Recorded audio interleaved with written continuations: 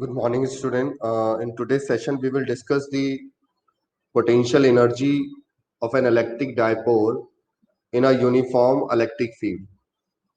यानी कि जब हम किसी इलेक्ट्रिक डाइपोल को यूनिफॉर्म इलेक्ट्रिक फील्ड में रखते हैं और उसको रोटेट करते हैं तो उसमें कितना वर्क डन होता है और उस सिस्टम की पोटेंशियल एनर्जी क्या होती है वो हमें डिस्कस करना है। लेकिन इससे पहले इसका इंट्रोडक्शन डिस्कस कर लेते हैं कि जब आप किसी डाइपोल को यूनिफॉर्म इलेक्ट्रिक फील्ड में प्लेस करते हैं तो उसके ऊपर टॉर्क लगती है। ओके, तो पहले हम इसके इंट्रोडक्शन की बात कर लेते हैं कि introduction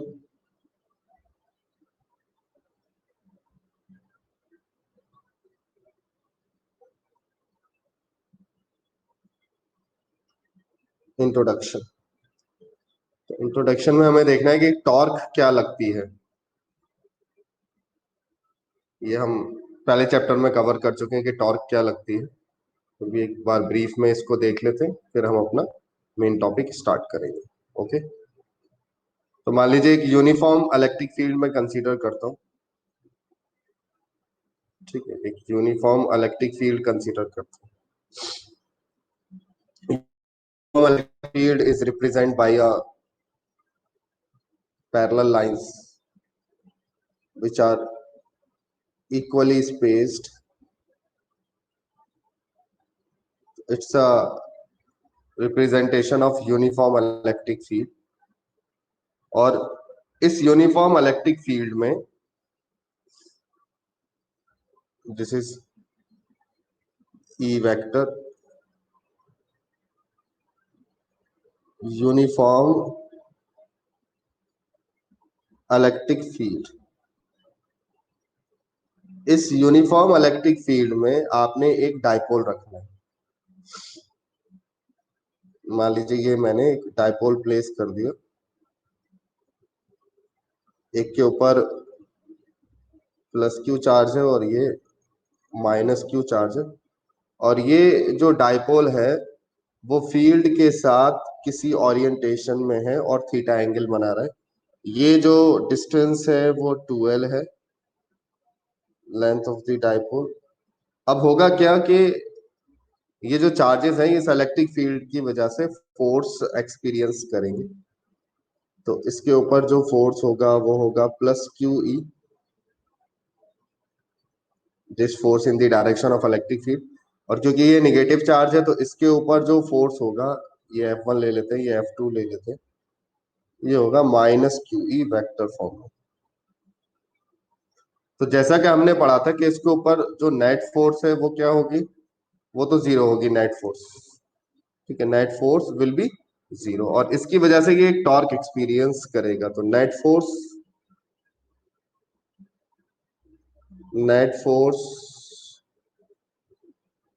on the electric dipole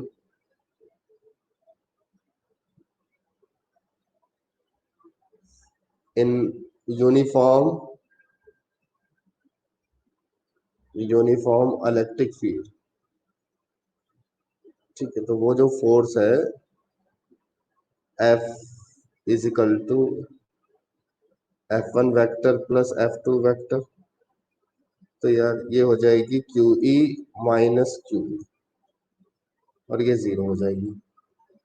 torque जो आता था सॉल्व करके, torque experience by the dipole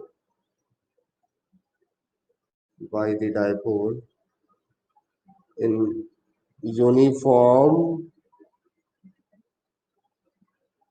electric field. तो वो जो टॉर्क आता था वो आता था PE sine theta, where theta, या अगर वेक्टर फॉर्म में लिखे तो वो होता था पी क्रॉस ई, है ना। Theta is the angle between P vector and E vector, है ना। और यहाँ पे एक चीज याद रखिएगा, torque vector is perpendicular to P vector, और जो ई वेक्टर होता है वो भी परपेंडिकुलर टू या tau is perpendicular to E also.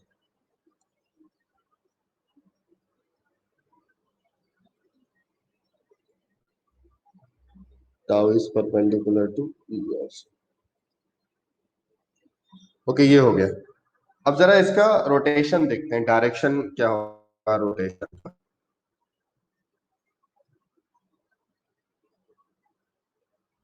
देखिए डायरेक्शन क्या होगा। मान लीजिए इलेक्ट्रिक फील्ड है और ये डायपोल किसी ओरिएंटेशन में है। ये डायपोल है किसी ओरिएंटेशन में, थीटा एंगल पर, पी वेक्टर, और इनके बीच में थीटा। तो जो टॉर्क है उसका जो डायरेक्शन होगा वो इस तरीके से होगा, which is given by P cross E. यानी कि इस केस में जो टॉर्क होगा वो क्या होगा, क्लॉकवाइज सेंस, क्लॉकवाइज ऑर्डर होगा। And this is the torque applied by the electric field.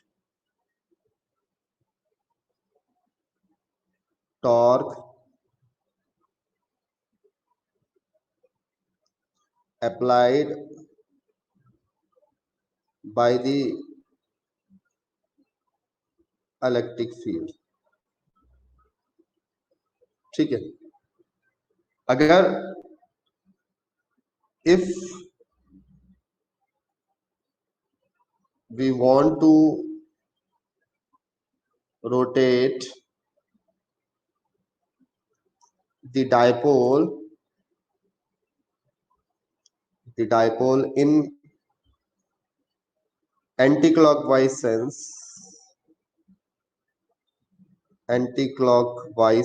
या anti-clockwise order, we have to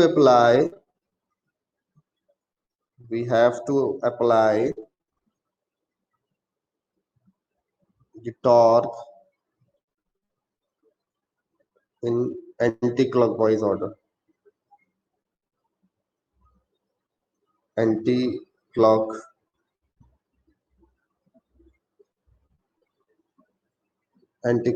sense, anti-clockwise order। Okay. और ये जो टॉर्क है ये कहलाएगा torque by agent. Torque by agent, अगर आप इसको एंटी क्लॉकवाइज जो है वो रोटेट कराना चाहते हैं, यानी कि इसकी नेचुरल टेंडेंसी जो है डायपोल की वो क्लॉकवाइज रोटेट होने की है, लेकिन आप इसको अपोजिट डायरेक्शन में अगर रोटेट कराना चाहते हैं तो आपको अपोजिट डायरेक्शन में टॉर्क लगानी पड़ेगी।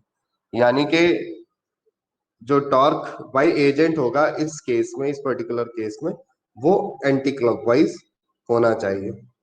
मान लीजिए अगर ये डायपोल जो है वो इस फील्ड से नीचे की तरफ है, ओरिएंटेशन डिफरेंट है इसका। देखिए किस तरीके से, देखते हैं अभी।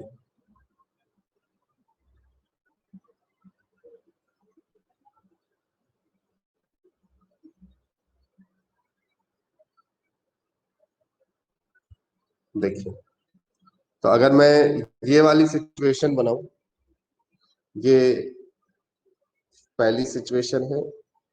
इसी तरीके से एक दूसरी सिचुएशन यहां ड्रॉ करके देख लेते हैं। ये इलेक्ट्रिक फील्ड डायरेक्शन। अभी जो डायपोल ओरिएंटेड है वो इस तरीके से ओरिएंटेड है पी वेक्टर, और ये जो एंगल बना रहा है वो थीटा बना रहा है। तो जो टॉर्क होगा उसका डायरेक्शन इस केस में क्या होगा, तो यहाँ जो टॉर्क बाय इलेक्ट्रोस्टैटिक फील्ड की वजह से होगा वो होगा एंटी क्लॉकवाइज। आप देख सकते हैं ये टॉर्क का डायरेक्शन होगा पी क्रॉस ई। ठीक है।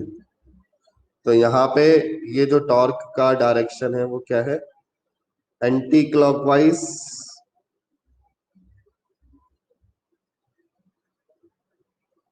एंटी क्लॉकवाइज, और ये जो टॉर्क है ये है torque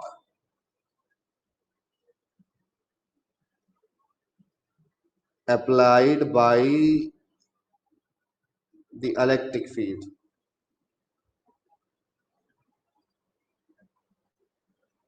by the electric field. ठीक है. if we want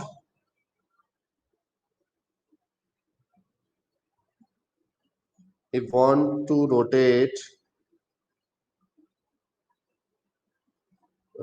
the dipole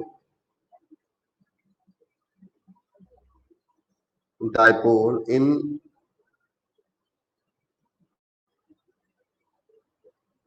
clockwise order, we have to apply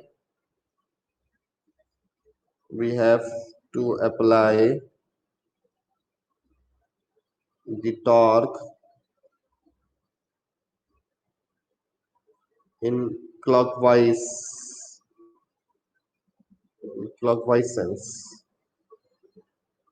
okay. तो हमें उसी सेंस में जो है वो टॉर्क लगानी पड़ेगी या क्लॉकवाइज ऑर्डर में लगानी पड़ेगी.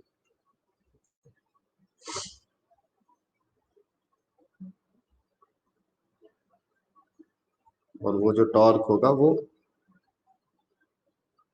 एजेंट का होगा. ओके. चलिए आगे देखते हैं. एक कॉन्सेप्ट इसके डेरिवेशन के लिए और रिक्वायर्ड होगा, आपको समझना जरूरी होगा, वो भी देखते हैं. वो होगा work done by variable force.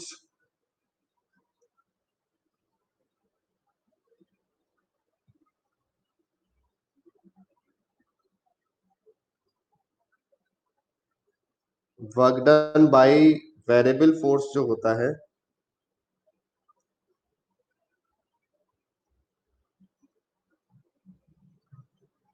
W is equal to integration of F dot ds होता है अगर वेरिएबल फोर्स है. ये जो फोर्स है वो वेरिएबल फोर्स है. It's a variable force. Okay. इसी तरीके से वर्क डन, ये था work done in linear motion, ये था work done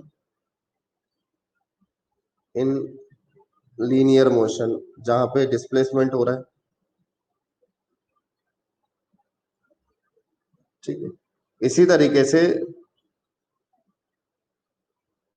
work done in rotational motion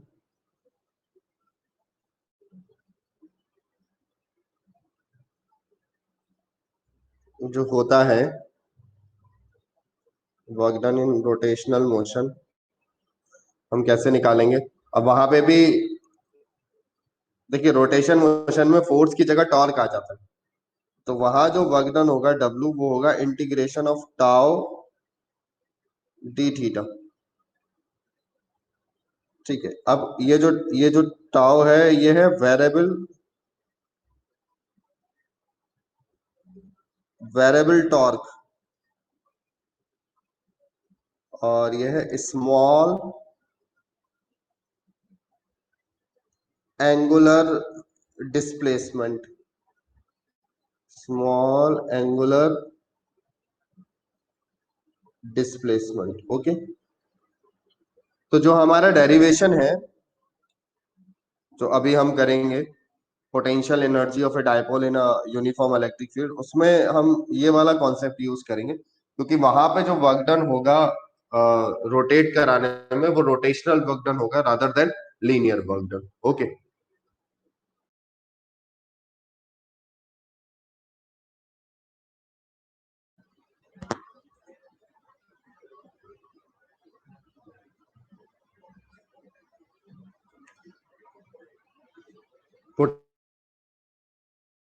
potential energy of A dipole in a uniform electric field, तो ये डेरिवेशन है, तो इसकी रिक्वायर्ड थ्योरी लिख लेते हैं.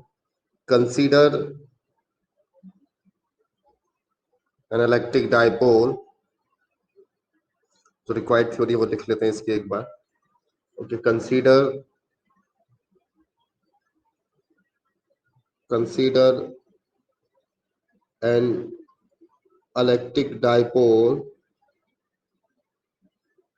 electric dipole placed in a uniform electric field uniform electric field E vector. Okay, with the dipole moment with a dipole moment P vector making an angle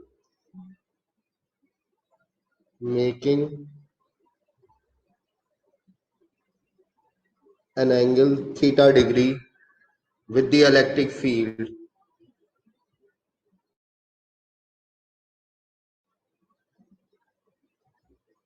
with the electric field okay electric field के साथ theta angle बना रहा है फिर diagram बना लेते हैं इसका तो ये डायग्राम हो जाएगा ये यूनिफॉर्म इलेक्ट्रिक फील्ड में शो कर रहा हूं यहाँ पे this is a uniform electric field okay E vector और इस ई वेक्टर के साथ डाइपोल हम बना लेते हैं तो ये हमने डाइपोल बना लिया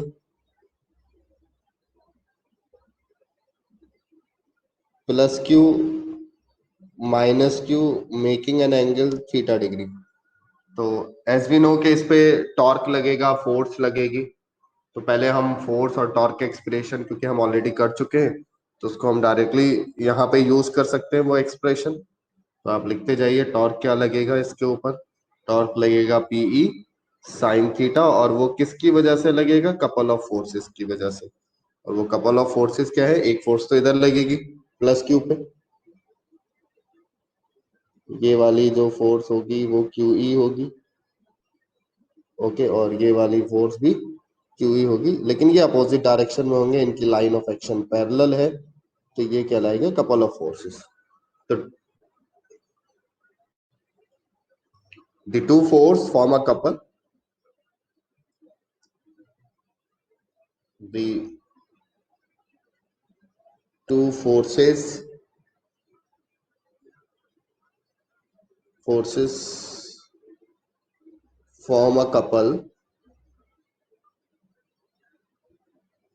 form a couple the torque exerted by the couple the torque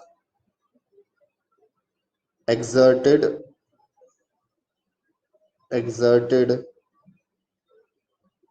by the couple वो जो टॉर्क आएगा वो आएगा tau is equal to PE sine theta okay ये तो हमारे पास टॉर्क आ गया जो इस पर लगेगा तो हमें तो पोटेंशियल एनर्जी निकालनी है अब देखिए अब इस डायपोल को हम घुमाना चाहते हैं तो इस डायपोल की जो नेचुरल टेंडेंसी घूमने की है वो है क्लॉकवाइज इस सिचुएशन में जो डायग्राम में शो कर रखा है ना तो अगर हम इसके अगेंस्ट हम इसको घुमाएंगे तो हमें टॉर्क लगानी पड़ेगी और टॉर्क वो कहलाएगी torque applied by the agent if the dipole देखिए if the dipole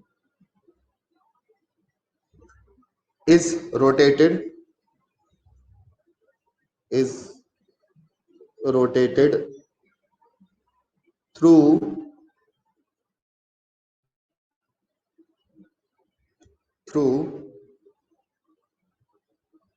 a small angle d theta क्योंकि ये टॉर्क वेरिएबल है क्योंकि ये टॉर्क किस पे डिपेंड कर रही है साइन थीटा पे डिपेंड कर रही है तो ये वेरिएबल फोर्स है जैसे जैसे थीटा बदलेगा टॉर्क की वैल्यू बदलती चली जाएगी तो जो हमें वर्क डन निकालना पड़ेगा रोटेशनल वर्क डन वो इंटीग्रेशन की टेक्निक से निकालना पड़ेगा समझ रहे मेरी बात को? आपको जो वर्क डन कैलकुलेट करना पड़ेगा वो इंटीग्रेशन की टेक्निक से सॉल्व करना पड़ेगा, क्योंकि टॉर्क जो है वो हमारी कांस्टेंट नहीं है, वो वेरिएबल है। इट्स अ वेरिएबल टॉर्क, क्योंकि it's depend on theta. Sine theta पे डिपेंड करिए, तो जैसे जैसे आप घुमाएंगे थीटा चेंज होगा, थीटा चेंज होगा तो टॉर्क चेंज होगी। तो ये जो टॉर्क है इसका जो नेचर है वो वेरिएबल है, और वेरिएबल नेचर के लिए हमें जो फार्मूला पता है वर्क डन का, वो है इंटीग्रेशन अप्रोच। तो यहाँ पे जो हम वर्क डन निकालेंगे, टोटल वर्क डन, वो इंटीग्रेशन अप्रोच से निकालेंगे। ठीक है, तो अब इस थ्योरी को कंप्लीट करते हैं। If the dipole is rotated through a small angle d theta against against इसको अंडरलाइन कर रहा हूं, against the torque, against the torque acting on it, acting on it, against the torque acting on it. अब देखो ये simple situation है, जैसे spring है, स्प्रिंग के अगेंस्ट, समझिएगा मेरी बात को, मान लीजिए ये स्प्रिंग है, इस स्प्रिंग के अगेंस्ट में एक ब्लॉक को, अब स्प्रिंग की फोर्स तो इधर है, ये स्प्रिंग की फोर्स है, लेकिन अगर आप इसको अपोजिट डायरेक्शन में मूव करेंगे तो आप एक एजेंट फोर्स लगाएंगे, और इसका वर्क डन आप निकालते थे एफ डॉट डी एक्स, और ये जो वर्क डन है वो इस सिस्टम की क्या बन जाता था, इलेक्ट्रोस्टैटिक, वो सॉरी, इलास्टिक पोटेंशियल एनर्जी। क्या बन जाता था? इलास्टिक पोटेंशियल एनर्जी बन जाता था इस सिस्टम का। इसी तरीके की चीज यहाँ पे भी हो रही है। आप जब इसको अगेंस्ट रोटेट कराएंगे तो वर्क डन बाय एजेंट, जो इसको रोटेट करने में एजेंट वर्क डन करेगा, वो वर्क डन जो है वो इसकी क्या बन जाएगा, पोटेंशियल एनर्जी बन जाएगा। क्या बन जाएगा? Potential energy. बट वो पोटेंशियल एनर्जी इसका बनेगा इलास्टिक पोटेंशियल एनर्जी। क्या बनेगा? Elastic potential energy. तो ये समझना जरूरी है कि जो वर्क डन बाय एजेंट है वो इस सिस्टम की क्या बन जाएगी, इलास्टिक पोटेंशियल एनर्जी बन जाएगी। क्या बन जाएगी? इलास्टिक पोटेंशियल एनर्जी बन जाएगी। अंडरस्टैंड? तो the small amount of work done, यहाँ पे कंप्लीट करते हैं, then the small amount of work done, then the small amount of work done, of work done क्या होगा हमारे पास, D W is equal to, D W is equal to tau D theta. अब यहां पे हमें डायग्राम से इसको दोबारा समझना पड़ेगा। ये जो टाउ है ये एजेंट का है, torque applied by the agent, है ना, torque applied by the agent, torque applied by the agent, और ये इतना ही होगा जितना इलेक्ट्रिक फील्ड का टॉर्क होगा। कैसे? देखिए, मान लीजिए ये हमारी इलेक्ट्रिक फील्ड है जो अभी हमने सिचुएशन ली, ये हमारी इनिशियल पोजीशन ऑफ डायपोल थी, ये इनिशियल पोजीशन थी, प्लस क्यू माइनस क्यू, और इनिशियली ये जो एंगल बना रहा था मान लीजिए यहां पर थीटा। ओके, अब इस डायपोल को आपने थोड़ा सा शिफ्ट करना है, यानी कि रोटेट कराना है। तो रोटेट आपने थोड़ा सा रोटेट कराया, वो हुआ प्लस क्यू यहां आ गया, माइनस क्यू यहां आया, और ये जो स्मॉल रोटेशन आपने इसको दिया वो है डी थीटा। ओके, अब जरा यहाँ पे एक चीज और देखिए आप, बहुत इंपॉर्टेंट है।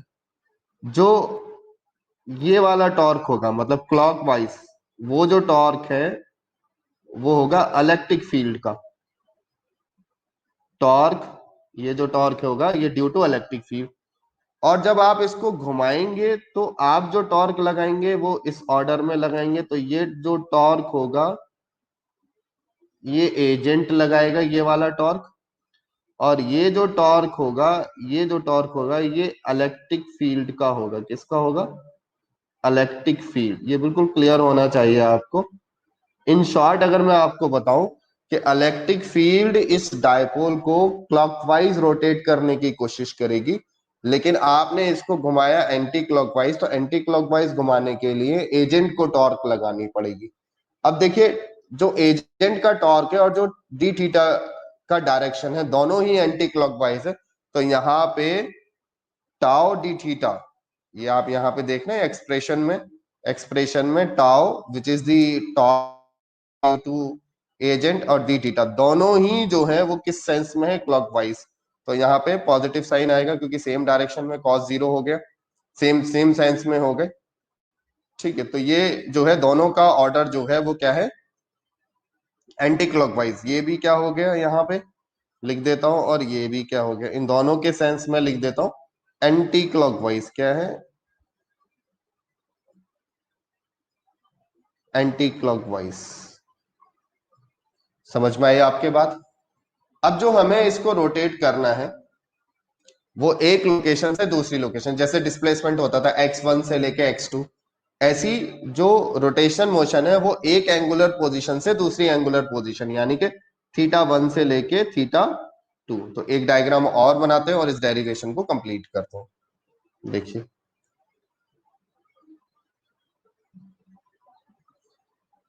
आपने जो इसको रोटेट किया वो इस तरीके से रोटेट किया। ये आपकी इलेक्ट्रिक फील्ड है, this is the electric field. आपका जो डायपोल था वो इनिशियली किसी ओरिएंटेशन पे था, +q -q, और जो इसका ओरिएंटेशन था वो था थीटा 1। अब आपने इस पे एजेंट से टॉर्क लगाया, एजेंट ने या आपने टॉर्क लगाया, एजेंट का टॉर्क हो गया ये। Okay, torque due to agent, और जिसकी वजह से ये डायपोल इस ऑर्डर में घूमा, और घूमने के बाद ये एक डिफरेंट पोजीशन पे आ गया, डिफरेंट पोजीशन पे आ गया, यानी कि ये यहां पे घूम गया इस तरीके से। ये +q और ये -q, और ये जो एंगल है ये इसने बनाया थीटा 2। ओके, अब चलिए आगे करते हैं। तो हमें जो नेट वर्क डन है, क्योंकि वेरिएबल है टॉर्क, तो नेट वर्क डन हमें किससे मिलेगा? इंटीग्रेशन से मिलेगा। तो हम इंटीग्रेशन करेंगे इस वाले एक्सप्रेशन को जो भी हमने थोड़ी देर पहले लिखा। तो डी डब्ल्यू हमारा बना टाउ डी थीटा, ये बन जाएगा टाउ। एक्सटर्नल टॉर्क इतनी ही लगाएंगे जितनी इलेक्ट्रो स्लोली मूव कराते हैं, sine theta D theta. Okay, इसको इंटीग्रेट करेंगे।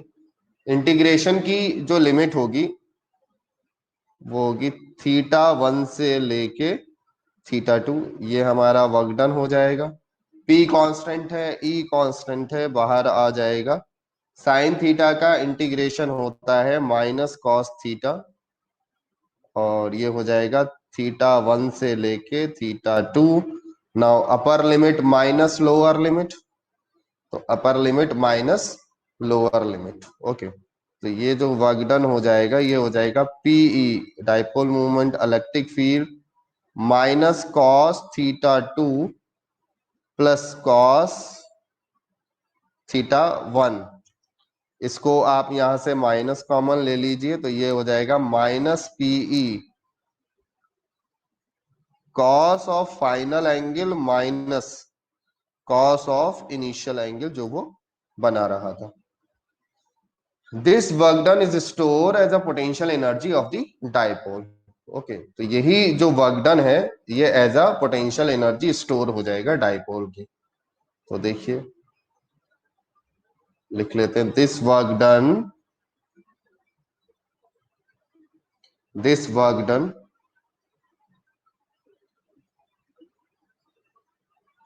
this work done will store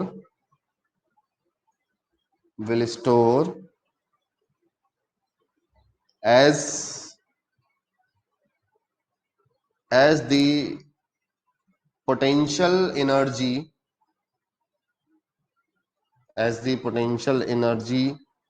या इसको पूरा लिख लेते हैं, अदरवाइज ये पी और ई से कंफ्यूजन क्रिएट करता है। एज द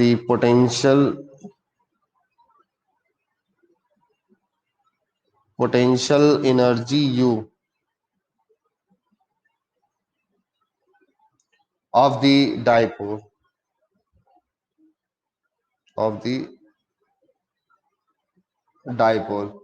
तो U हमारे पास आया PE minus cos of final angle minus cos of initial angle, ये याद रखेंगे, माइनस कॉमन ले लेते हैं। ठीक है, अब इसमें एक चीज नोट करके लिखते हैं, देखिए ये काफी इंपॉर्टेंट है। If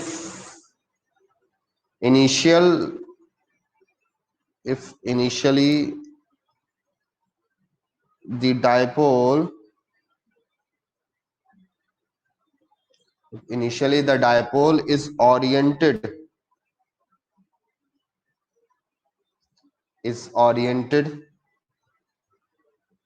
perpendicular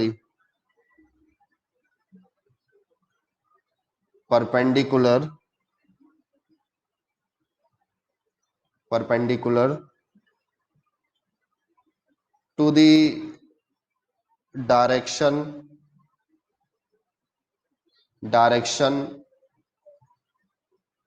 of the electric field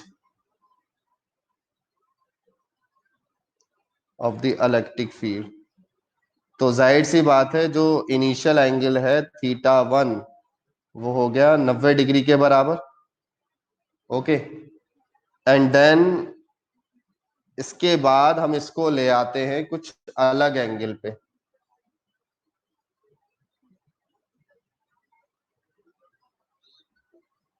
and then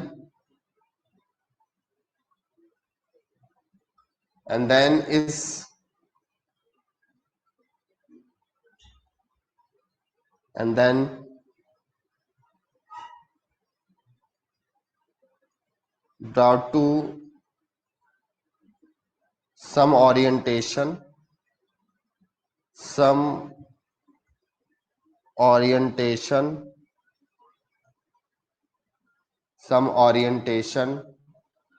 making an angle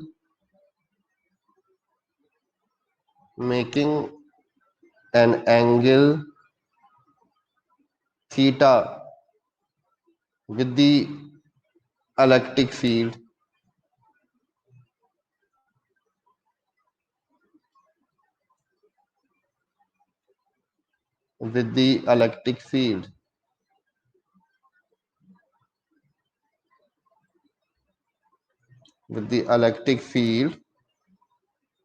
तो हमारे पास जो U है वो क्या हो जाएगा, U is equal to minus PE. तो यहाँ पे जो θ2 है वो थीटा के बराबर हो गया। ओके, तो PE cos theta minus cos 90।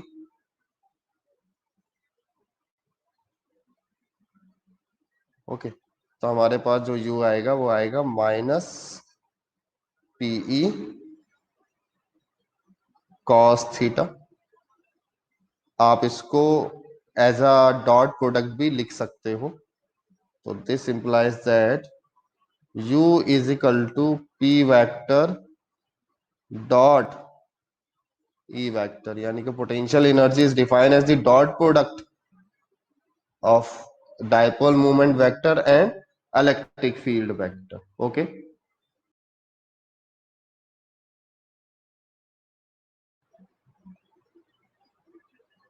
numerical based on potential energy of an electric dipole in uniform electric field।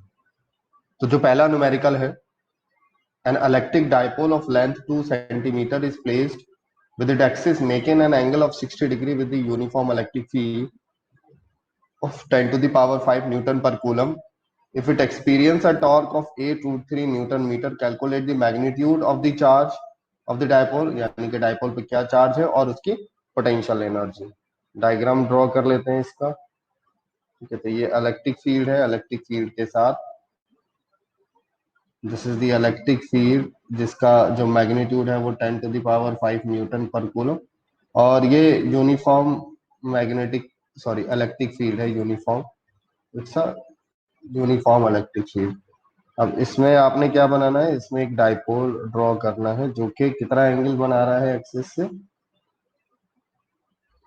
-q +q, make an angle of 60 degree with the axis. Okay, 60 degree with the axis. ये angle एक फिर यहाँ बना लेते हैं, E vector. अब इसमें आपका जो है वो है कि इस पे जो टॉर्क है वो गिवन है. देखिए सॉल्यूशन में क्या बनेगा, टॉर्क हमारे पास होता है पीई साइन थीटा. टॉर्क जो है कितना दे रखा है, 8 रूट 3. पी निकालना है. ई कितना दे रखा है, 10 to the power 5 multiply by sine 60 degree. यहाँ से हम पी की वैल्यू फाइंड आउट कर सकते हैं. इस पी को हम लिख सकते हैं, अब ये लिख लेते हैं 8 रूट 3, तो ये हो गया, ये हो गया P multiply by root 3 by 2 into 10 to the power 5. Root 3 से रूट 3 कैंसिल, ये हो गया 16. पी को लिख सकते हैं Q into 12, Q into 12 into 10 to the power 5. इसको फर्दर सॉल्व कर सकते हैं. 16 क्यू 12 है, they are separated by distance 2 centimetre, तो 2/100 इंटू 10 टू द पावर 5. तो जब आप इसको सॉल्व करेंगे तो आपके पास जो चार्ज आएगा वो 8 into 10 to the power -3 coulomb. ठीक है, ये तो फर्स्ट पार्ट की बात हो गई. सेकेंड पार्ट देखते हैं. सेकेंड पार्ट में आपको जो निकालना है वो इसमें निकालना है आपको potential energy of the dipole. तो किसी पर्टिकुलर ओरिएंटेशन पे अगर हमें पोटेंशियल एनर्जी निकालना होता है तो हम फार्मूला जो यूज करते हैं, second, potential energy of the dipole,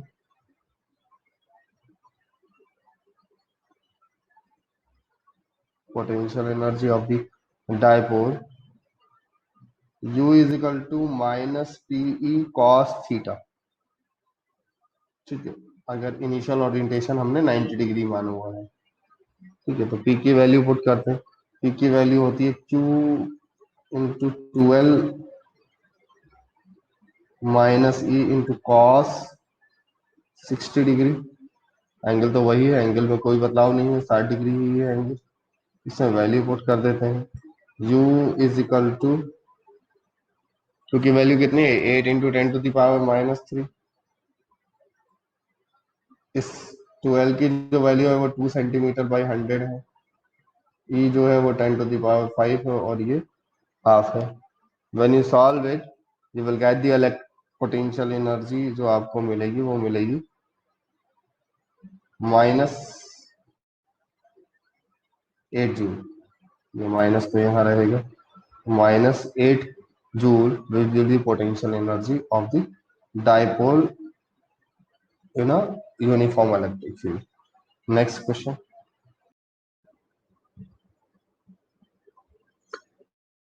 Amount of work done in rotating the dipole of dipole moment 3.2 into 10 to the power 8 coulomb meter, centimeter needs coulomb meter, from its position of stable equilibrium to the position of unstable equilibrium in a uniform electric field.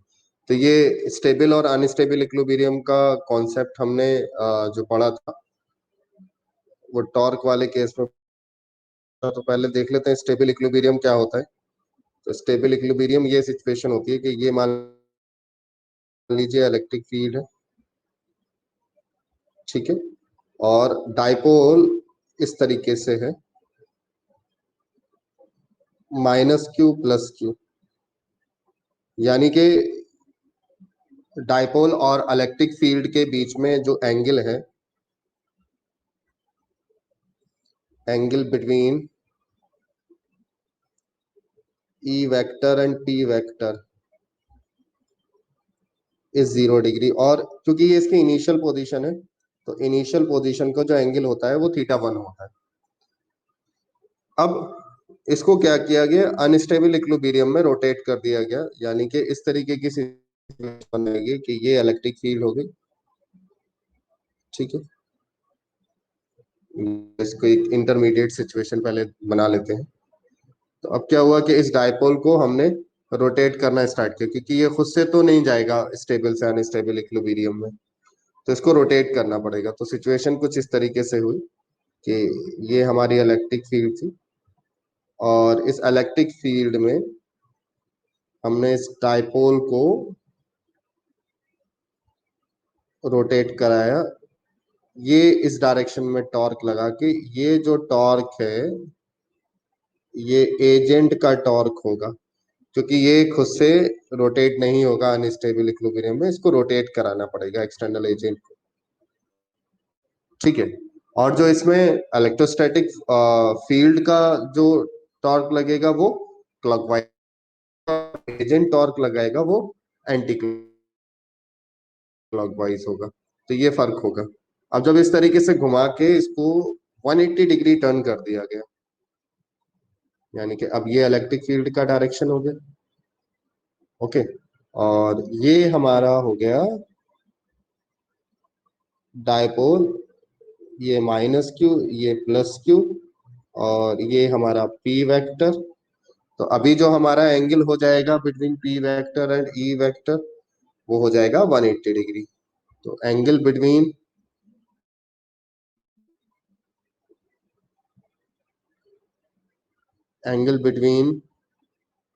E vector and P vector is 180 degree. ये 180 degree हो गया। अब हमें जो है work done निकालना है, तो यहाँ पे work done by external agent जो होगा वो हमें निकालना है। तो work done by agent, work done, और ये किसके बराबर होगा, जो चेंज इन पोटेंशियल एनर्जी आता था वो आता था PE cos theta 2 minus cos theta 1।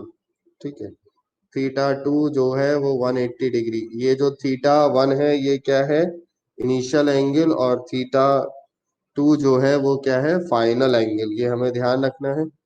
ठीक है, तो हमने फार्मूला यूज किया, ये थीटा 2 है फाइनल एंगल, ये था हमारा फाइनल एंगल जो बाद में हुआ फाइनल एंगल, और ये हमारा होता है initial angle, it's an initial angle. Okay, अब इसमें हम वैल्यू पुट करते हैं। देखिए, हमें पी की वैल्यू, ई की वैल्यू भी गिवन है, हमें थीटा भी गिवन है, तो हम इसको कैलकुलेट कर सकते हैं इजिली। तो देखिए कैलकुलेट करते हैं, वर्क डन बाय एजेंट,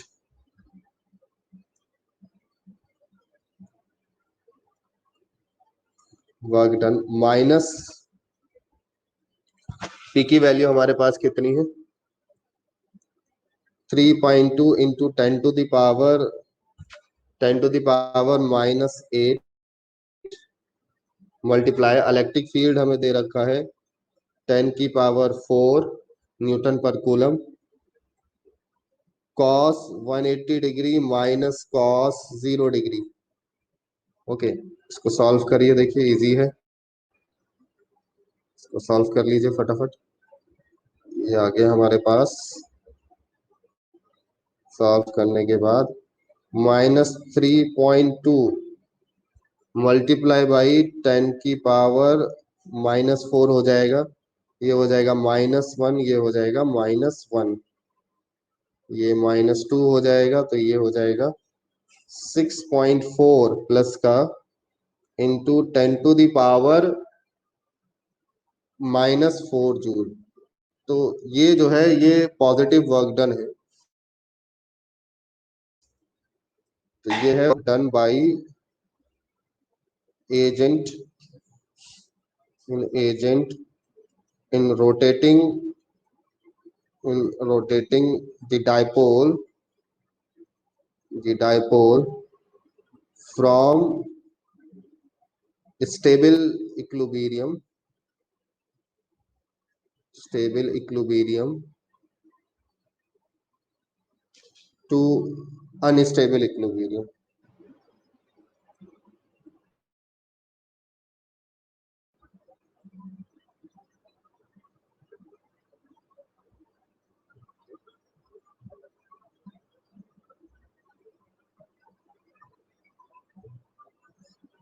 देखिए इसमें एक चीज और हम समझ सकते हैं, ये वर्क डन बाय एजेंट, अगर मैं बोलूं work done by electrostatic torque, तो देखिए एक सिचुएशन ये अकर होगी।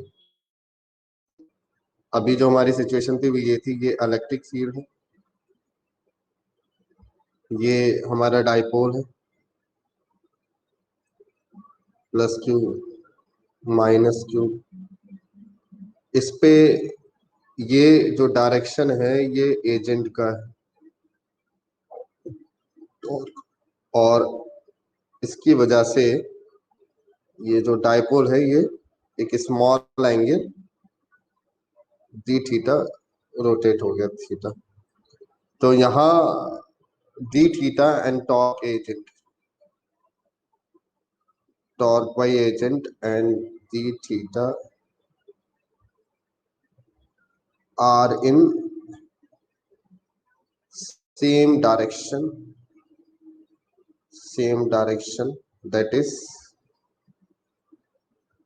anti-clockwise. That is why work done by the torque agent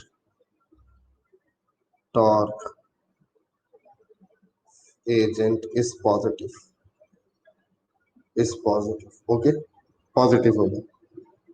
लेकिन अगर इसी में आपसे पूछ लिया जाए what is the work done by electrostatic torque, तो उसमें देखिए फील्ड आपकी ये हो गई इलेक्ट्रिक फील्ड, डाइपोल आप एक एंगल से किसी स्मॉल एंगल इसको मूव कर रहे हैं, थीटा आपने इसको थोड़ा सा रोटेट करा दिया by a small angle d theta.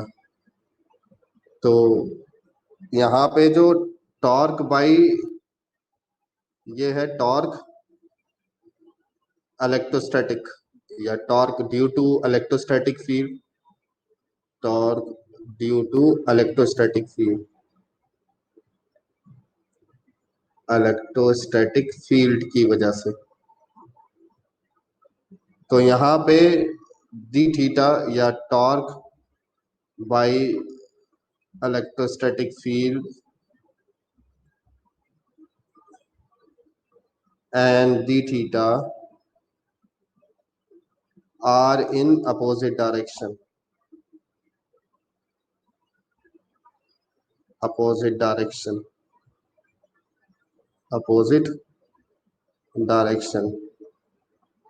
एक क्लॉकवाइज है, क्लॉकवाइज यानी कि टॉर्क जो है वो clockwise, and D theta anti clockwise है, एंटी क्लॉकवाइज रिस्पेक्टिवली, ठीक है। And that is why the work done by electrostatic torque will be zero, will be negative. Work done by electrostatic torque will be negative. Work done by electrostatic torque will be negative.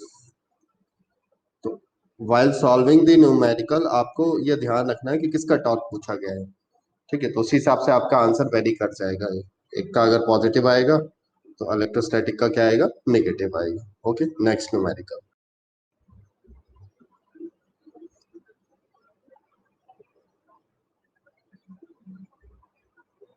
What is the potential energy of a charge and dipole system shown in figure?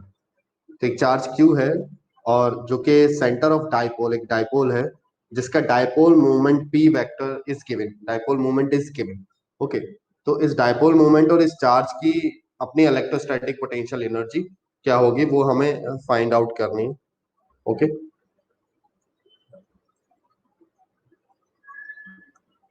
Dipole moment of the dipole moment of the dipole is equal to p, ये given है। Okay, तो इसको हम इस तरीके से देख सकते हैं, the field produce the electric field the electric field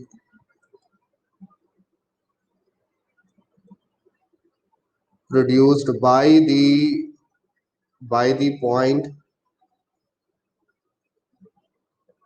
the point charge q will interact will interact with the dipole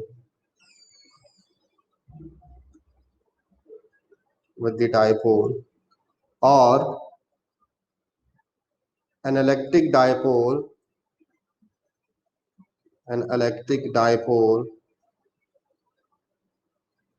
is placed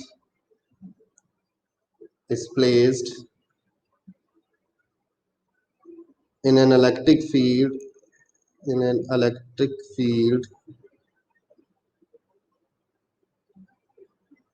produced by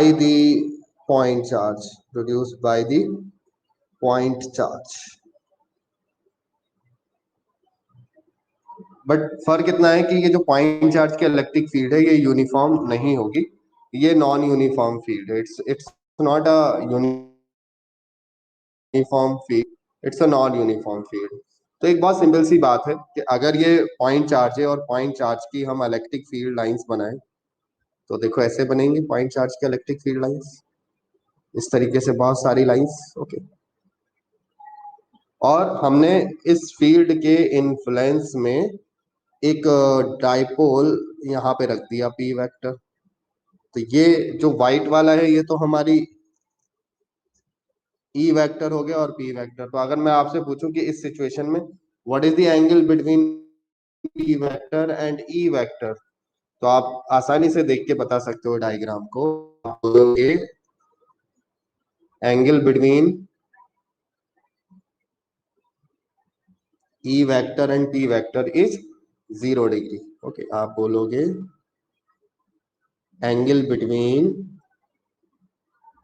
E vector and P vector is 0 degree.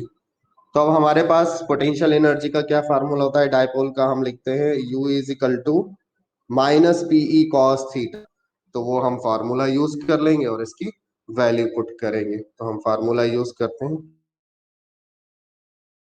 हम लिखते हैं minus PE cos theta. P की value given है, PE की value हो जाएगी Q upon 4 pi epsilon naught a square, और ये हो जाएगा कॉस 0 डिग्री।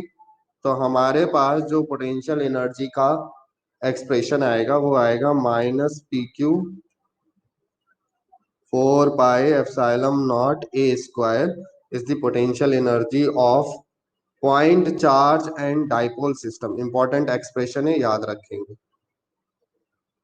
ओके,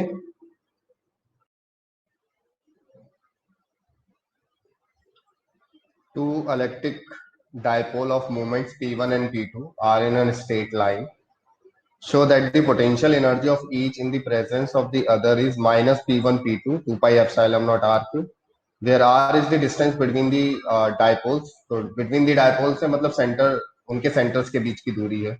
तो यहाँ डायपोल डायपोल इंटरेक्शन की पोटेंशियल एनर्जी निकालनी है, यानी कि एक डायपोल दूसरे डायपोल से इंटरेक्ट करेगा, और उसको हम अगेन दो स्टेप में सोच सकते हैं कि एक डायपोल फील्ड जनरेट करेगा और दूसरा डायपोल उस फील्ड में प्लेस्ड है। तो पहले डायग्राम बना लेते हैं।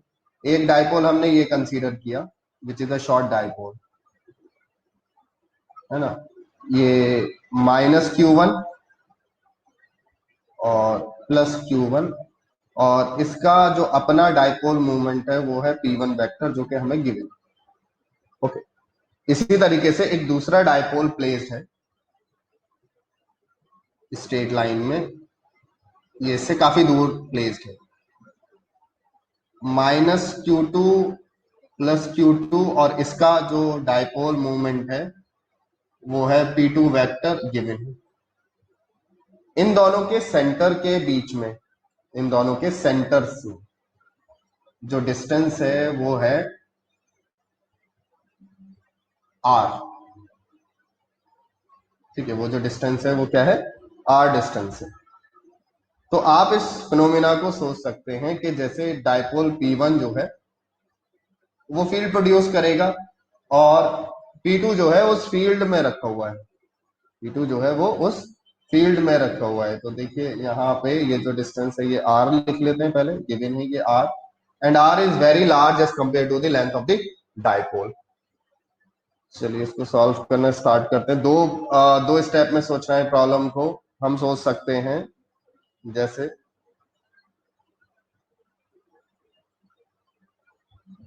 The dipole P2, the dipole P2 is placed in the electric field, in the electric field produced by the dipole,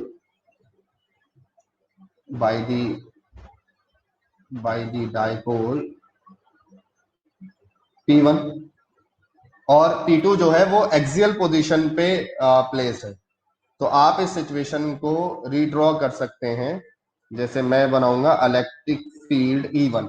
देखिए this is the electric field E1। ठीक है, ये इलेक्ट्रिक फील्ड है E1। Okay, and this is the electric field at axial point, electric field at axial point. मैं लिख देता हूं, electric field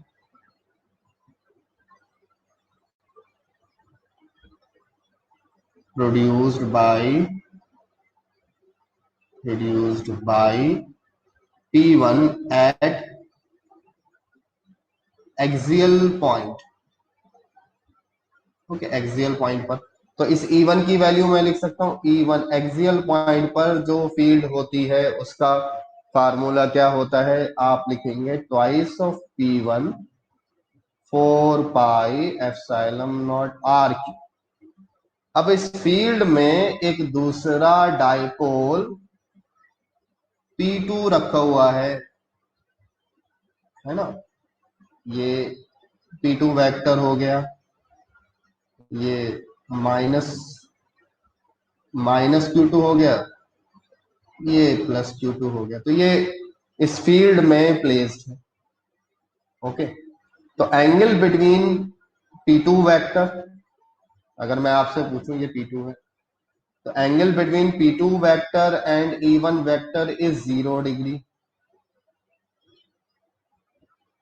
angle between P2 vector and E1 vector is 0 है।